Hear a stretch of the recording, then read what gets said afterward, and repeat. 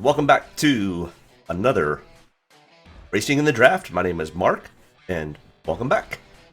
Hopefully you enjoyed the bump and run from Joey Logano last weekend at Darlington. After trailing William Byron, he caught him and was much faster. I think he could have easily just passed him and let William Byron coast home to second.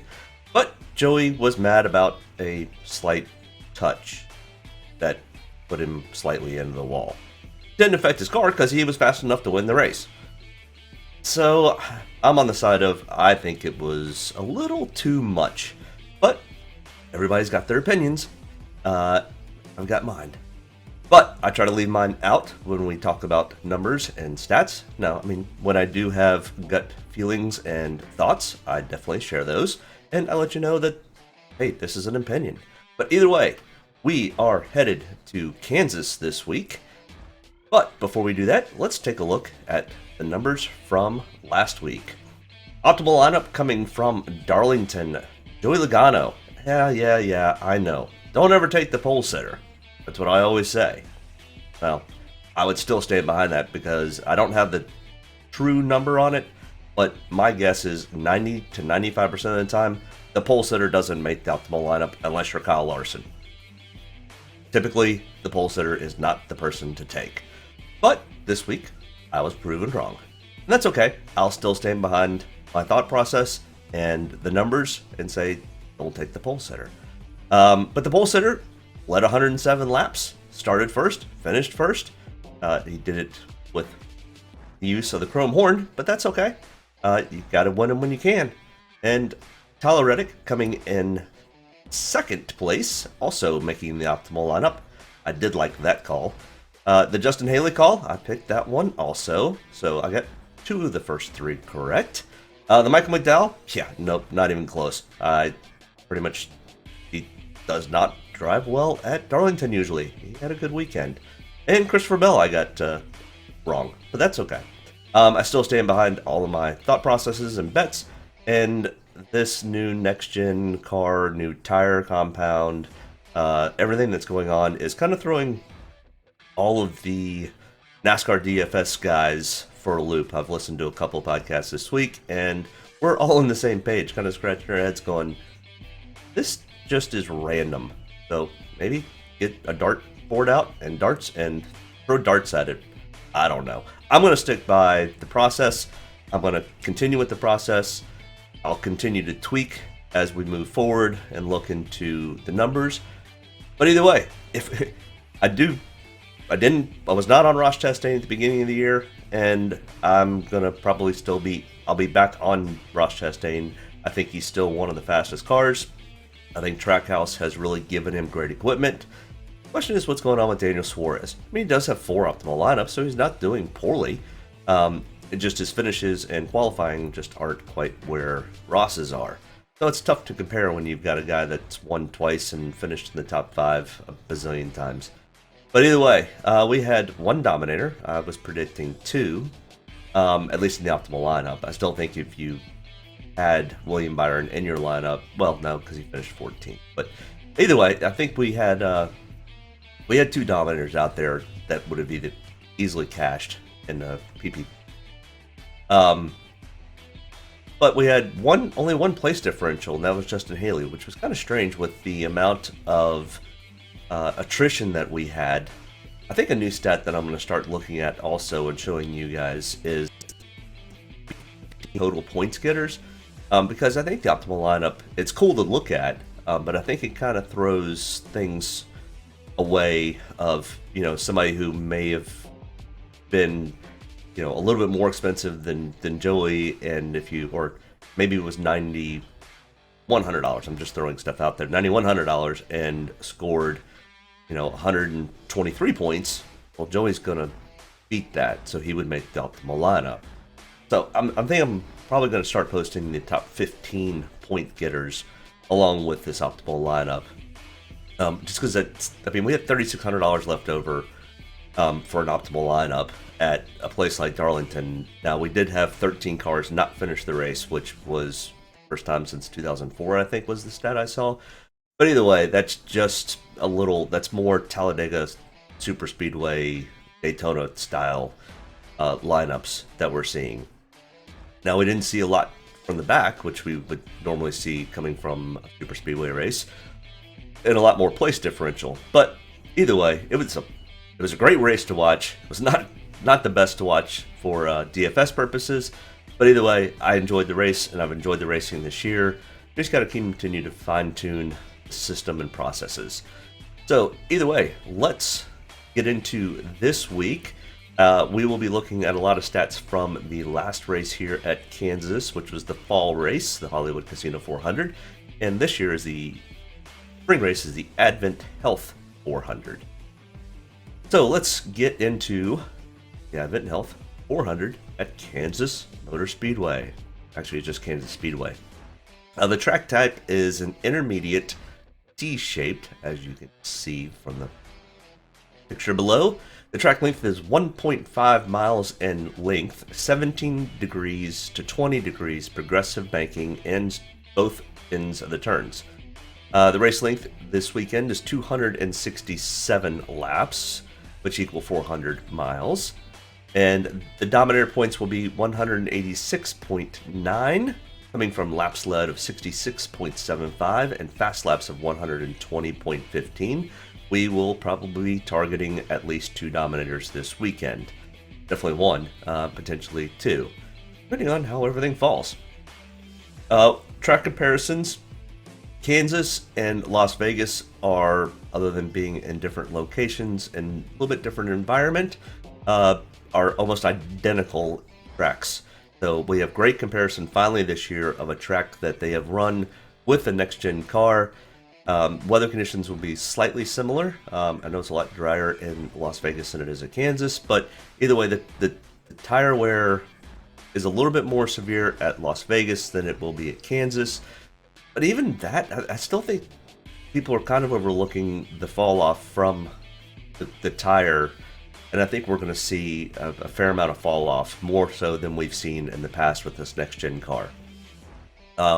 Another one that we will take a look at in track comparisons is Homestead, just because of the progressive banking and the mile and a half. Now, it's not a D-shaped, but it's very similar in a lot of ways. And the Michigan Speedway. Kansas and Las Vegas are kind of considered smaller Michigans. You can go almost full throttle down for the first few laps all the way around the track. Now, the next-gen car, well, that'll be kind of interesting to see, but like I said, tire fall off after about 3 or 4 laps. You'll start to have to use some finesse to get around the track. All right, let's get into the real reason you're here. Let's look at the pricing, and we'll go through this fairly quickly. If you've not seen any of my videos before, here's what we're kind of looking at. We have, of course, the driver's name and their price in DraftKings, and this will follow in descending order, starting with the highest price person, Kyle Larson, 11,100. Over to the top right is this number 4 is their power ranking, and that's where I have him power ranked when I'm looking at comparison tracks, the last 5 races at this track, the last 5 and 10 races of the season, which we now have plenty of data for on this next-gen car. So this will start to play a little bit heavier factor into it. So those are the 3 main items that I'm looking at when coming up with this power ranking of 4 for this week. Here, in this first part here, all the way to the finish, is he has started 3 times in the last 5 races at Kansas. Remember, he was on a vacation for 2 of those starts. He has 1 win in those 3 or 5 races, and he has 1 top 5, 1 top 10, 3 top 20s, and he has scored an 83.0 DraftKings average over those 3 races, and he's had an 11.3 average finish for those races. And he finished first in the fall race last year. And then over here, this 15 states he has raced at Kansas 15 times in his career in the Cup Series. He has 1 win, 5 top 10s, 7 top 10s, and 11 top 20s. So that's all that. I'm not going to go through explain that with each one. We'll kind of cruise through each driver. I'll give you some thoughts on each one that I think may or may not happen. But we'll get a lot more data on Saturday after they practice and qualify. And then I will do my best to have a live breakdown. I am going out of town this weekend for a travel baseball tournament, and depending on Wi-Fi, depending on computer, depending on all those things, I will try my best to either have a live or have a secondary video to break down practice and qualifying and where they stand. Because this number, if Kyle Larson all of a sudden qualifies, Kyle Larson's kind of a tough one to do, but let's say Chase Elliott, like last weekend. Well, Chase is next on our line, and he is the number one power ranking this week. Either way, if somebody qualifies poorly that we think can easily run top 10, maybe not be a dominator, that person will get a bump in power ranking going into the lineup setup. Either way, Chase Elliott, next in line here at 10,900, number one on the power ranking. And in the last 5 starts at Kansas, he does not have a win, but has 3 top 5s, 4 top 10s, and 5 top 20s, a 54.5 DraftKings average, and a 9.6 average finish. He finished second to Kyle Larson in the fall race last year. 12 total starts here at Kansas with 1 win. 1 win, 6 top 5s, 8 top 10s, and 10 top 20s. Next in line here, Martin Truex Jr., 10,400. Here's a great example. So he's got a power ranking of 6. And that's kind of, all these players are starting at a level playing field. So if Martin Truex Jr. goes out and has a pretty good practice session, but then has an issue where he's got to go to a backup, let's say he spins out and just touches the wall and they've got to repair the back end, and NASCAR says, nope, you can't do that and you can't qualify, you're going to go to the rear of the field to start the race, and he's starting 35th. Well, that's going to significantly increase Martin Truex Jr.'s possibility of having a lot of place differential upside, so his power ranking will go up. Whereas if he qualifies third, his power ranking may go down because there's not a whole lot of potential room, other than Martin Truex Jr. does run well here. But either way, I think you kind of get the gist of what I'm trying to say. Either way, Martin Truex Jr., 10,400, power ranking of 6, does not have a win in the last 5 starts here at Kansas, but has 1 top 5, 5 top 10s, and 5 top 20s, a 51.9 DraftKings average, and a 6.2 average finish. He finished 7th here in the fall race last year, and he has raced here 27 total times with 2 wins, 9 top 5s, 14 top 10s, and 24 out of 27 top 20s. Denny Hamlin, 10,200, power ranking of 12th. And you're going to look at the stats down here and go, why the heck is Denny Hamlin 12th on your power ranking? Well, because Denny Hamlin has just had the worst luck of any luck that any driver could possibly have this year. Only 2 races this year, Martinsville and Richmond, did he not have fluky, weird mechanical issues, whatever. And even in Martinsville, they just absolutely missed the setup completely. So really, the only one that he ran fairly well at was Richmond, and that was a fuel strategy, or a pit strategy, by his pit crew, or his crew chief. So Denny Hamlin, with that being said, remember the algorithm takes into account the last 10 races and what you've done for me lately. And Denny Hamlin hasn't done anything for anybody lately. And I know he knows it. He talks about it. He's like, I've had the worst luck all year. Don't know how to break it. I don't know. Get a rabbit's foot. I don't know. Go see a voodoo doctor, because he is cursed right now. So that being said, Denny Hamlin, 12th on the power ranking, 10,200, 2 wins, 3 top 5s, 3 top 5s, 3 top 10s, 5 top 20s. I mean, there's a track for Denny to turn around at. It would have been last week at Darlington, but 66.8 DraftKings average and a 6.8 average finish over the last 5 races at Kansas. He finished 5th here in the fall race last year.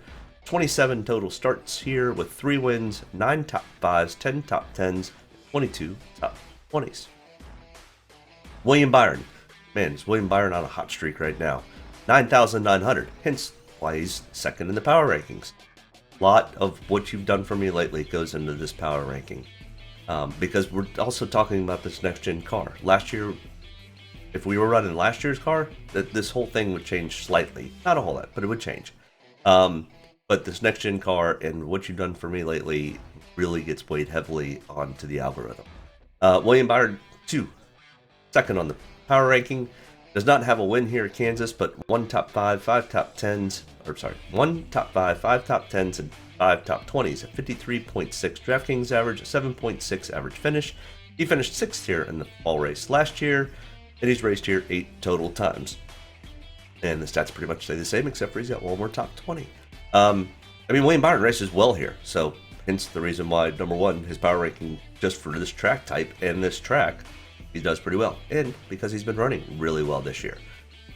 Next in line here, Kyle Busch, 9,800. Congratulations to Kyle and Samantha on the birth of their baby girl. And we don't have to worry about possibly having to substitute Kyle Busch out right before lineup locks. It works out really well for everybody, but congratulations, Kyle Busch, and what a boneheaded move he made. I understand why he did it, but still, he could have driven that car into the pit stop, or into the garage. Because it literally, his people got into the car and drove it into the garage. Alright, either way, let's get off that soapbox. 9,800, third on the power ranking. Does have one win here at Kansas in the last 5 starts, 3 top 5s, 3 top 10s, and 4 top 20s, a 49.6 DraftKings average, 9.6 average finish. He finished 28th here in the fall race last year. 28 total starts here at Kansas with 2 wins, 10 top 5s, 14 top 10s, and 19 top 20s. Ross Chastain, woo! Talk about being hot. Ross Chastain right now is probably the hottest guy in NASCAR. 9,700 between him and William Byrd. I mean, they both have multiple wins. The only 2 drivers to have multiple wins. 5 on the power ranking, 5th. 3 starts in the last 5 races at Kansas. Does not have a win here. And has only 2 top 20s. In the case most places we've gone with Ross, because he just wasn't in the best equipment. He's in great equipment now, and he's super confident, and all those things. 33.7 DraftKings average, 18.0 average finish, finished 13th in the fall. And the new stat that I've been adding is some of the Xfinity stuff when we don't have a whole lot of recent stats. And Ross Chastain in the last 5 races here at Kansas in the Xfinity Series, he has 1 top 5, 2 top 10s, and 3 top 20s. Take that into consideration. It's not, it's as good and reliable as looking at Cup stats from last year. Different car, completely. Different field also, but either way, that's why I've added it in. I think it's a decent stat for people that we don't have a lot of stats or numbers. Next in line here, our winner from last weekend, Joey Logano, 9,600. And Joey does race pretty well here. He does have 1 win in the last 5 starts, 1 top 5, 2 top 10s, 4 top 20s, a 32.4 DraftKings average, and a 15.8 average finish over the last 5 races at Kansas. He finished 9th here in the fall race, but Joey has raced 26 times here at Kansas and has 4 wins. Yeah, he's good here. We'll see if that can translate, but usually there's something about momentum. Maybe somebody to keep an eye on. 9 top 5s, 11 top 10s, and 17 out of 26 out on his resume here at Kansas. Alex Bowman, 9,300. 9th on the power ranking. And in the last 5 starts here, does not have a win, but 1 top 5, 2 top 10s, and 5 top 20s, at 41.7 DraftKings average and a 10.2 average finish. He finished 11th here in the fall race. 13 total starts with 2 top 5s, 5 top 10s, and 9 top 20s. Ryan Blaney, 9,100. 11th on the power ranking. And everybody's kind of talking about Ryan like, ooh, this should be a bounce back weekend for Ryan Blaney. Well, no, not really. His stats are not great here. New car, I get it, all that type of stuff. I don't know if this will be the bounce back weekend. Here's me going, my gut reaction is, I don't think Ryan Blaney has a bounce back weekend. If you want to play your odds, go against me and put Ryan Blaney in your lineup this weekend. I'll probably have some Ryan, but depending on where he qualifies and how practice goes. 9,100. No wins in the last 5, but only 1 top 10 and 2 top 20s. 13.0 DraftKings average, which that's pretty bad. A 21.2 average finish, worst we've seen so far. Finished 37th here in the fall race last year. 14 total starts here with only 3 top 5s, 6 top 10s, and 8 top 20s. So about the same as Alex Bowman's total record, but... Alright, next in line here, we've got Tyler Reddick, 8,900, and my pick to win the race this weekend. Some people have asked about, give us your pick for who's going to win. Now, let's look at qualifying and practice, but Tyler Reddick, I think, is overdue for a win. He's been running really well, and he actually runs this style track fairly well. So my early pick coming into this weekend is Tyler Reddick for the win. 8th on the power ranking, has 4 starts here at Kansas in the last 5, with 1 top 10, 2 top 20s, a 29.0 DraftKings average, a 16.8 average finish. He finished 22nd here in the fall race last year. And he has 2 Xfinity starts where he finished 2nd in both of those races. Kevin Harvick, 8,700, 7th on the power ranking, and in the last 5 races here at Kansas, he does not have a win, but has 4 top 5s, 5 top 10s, 5 top 20s, 59.5 DraftKings average, a 4.0 average finish, which is the best in the field. Finished 3rd here in the fall race last year. 32 total starts here at Kansas with 3 wins, 12 top 5s, 19 top 10s, and 29 out of 32 top 20s. Christopher Bell, 8,400, 15th on the power ranking. Maybe I should start believing in Christopher Bell because he has burned me 2 weeks in a row. But we'll see. Let's see what his practice and qualifying looks like before I fully buy in. It's more the Toyota camp in general has burned me or has not run well and been bit by the curse that Denny Hamlin's got. But 4 starts here in the last 5. And 2 top 10s, 2 top 20s, a 28.5 DraftKings average, a 17.3 average finish. He finished 8th here in the fall race last year, and the stats are the same because he only raced here 4 times. Austin Dillon, 8,800. Now, he has run some Xfinity. I did not put that in here. I should have. And Christopher Bell, look real quick here, has an average finish of 12th, where he only has 1 top 20. Yeah, so...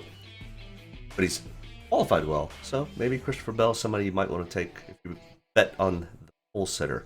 I'm taking Austin Cindric to take the pole this weekend. But Christopher Bell may end up being a top 3. Austin Dillon, $8,000, 18th on the power ranking. And in the last 5 starts here at Kansas, he has 2 top 10s, 4 top 20s, a 24.8 DraftKings average, and a 15.6 average finish. Finished 10th here in the fall race last year. 17 total starts, does not have a top 10 in those 17, but does have no top 5s, but 5 top 10s and 13 20s. Chase Briscoe, 7,900, 22nd on the power ranking, has 2 starts here to his Cup record, and both times finished in the top 20. 23.0 DraftKings average and a 19.5 average finish.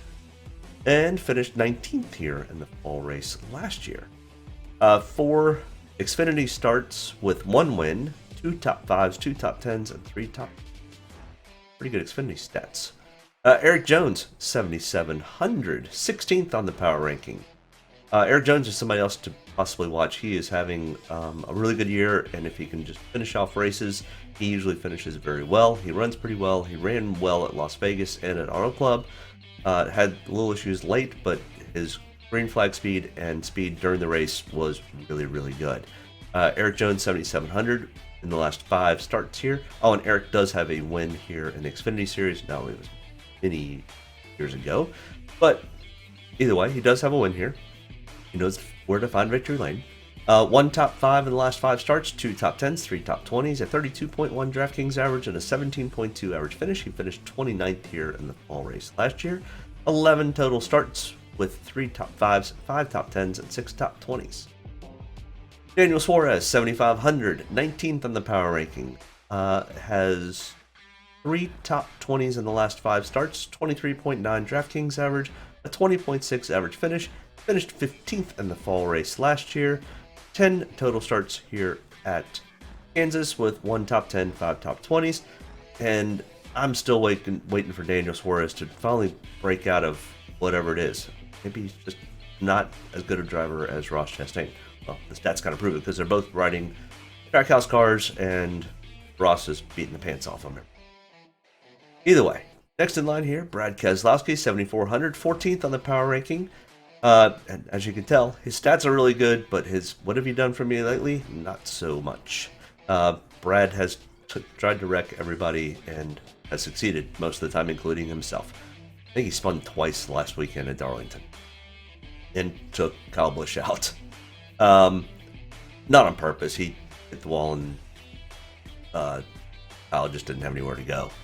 But 14th on the power ranking. In the last 5 starts here, he has 3 top 5s, 3 top 10s, 5 top 20s, a 43.6 DraftKings average, and a 9.0 average finish. Finished 17th in the fall race. 25 total starts here at Kansas with 2 wins, 7 top 5s, 13 top 10s, and 22 top 20s. Austin Cindric, 7,300. My pick for the pole. Either him or Christopher Bell. 7,300. 17th on the power ranking. Only has 1 start here in the Cup Series where he finished 22nd. So no top 20s for Austin in the Cup Series. But in the Xfinity Series, he does have 5 starts with 2 top 5, 2 top 10s, and 2 top 20s. 3 times he didn't finish so well. So, Eric Almirola, 7,200, 21st on the power ranking. And in the last 5 starts here at Kansas, he has 1 top 10, 2 top 20s, an 18.7 DraftKings average, a 19.4 average finish. He finished 26th here in the fall race last year. 21 total starts with 7 top 10s and 12 top 20s. No top 5s. Next in line here, Kurt Busch. Like the look of the car. That's a pretty good looking car. It's different. I think that's why I like it. It's just different. But he had a new shoe come out with Michael Jordan brand. Here, KB something, KB 23 shoe. I don't know, but kind of interesting. So they put the shoe design on the car. Good marketing. 7,100, 13th on the power ranking. And in the last 5 starts here at Kansas, he has got 2 top 5s, 3 top 10s, and 4 top 20s, a 31.4 DraftKings average, and a 14th place average finish. Finished 4th here in the fall race last year. 32 total starts here at Kansas with 5 top 5s, 13 top 10s, and 24 top 20s. Ricky Stenhouse Jr., 6,800, 23rd on the power ranking. Ricky, he burned me last weekend too. But stats for the last 5 races here at Kansas, not the best. Only 2 top 20s, a 15.4 DraftKings average, and a 26th place average finish. Finished 24th now. I mean, Ricky's having a much better year than years past. So maybe Ricky's starting to find some speed and find some consistency and not being Ricky Stenhouse, as they used to call him. He hasn't done that much lately. 19 total starts here at Kansas with 11 top 20s, no top 10s. Chris Buescher, 6,700 in the last 5 starts here. Oh, his power ranked is 20th. And in the last 5 starts here at Kansas, 1 top 10, 3 top 20s, a 28.2 DraftKings average, and a 17.4 average finish. He finished 12th here in the fall race last year. 12 total starts to Chris Buescher's resume at Kansas with 3 top 10, 7 top 20s. Not bad. Bubba Wallace, 6,400.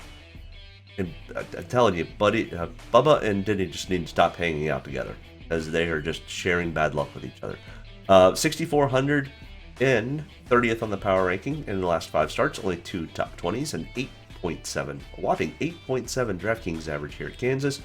A 26th place average finish. Hey, right there with Ricky.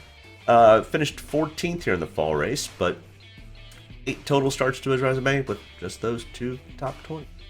Cole Custer, 6,200, 28th on the power ranking. 4 total starts out of the last 5 with 1 top 10, 3 top.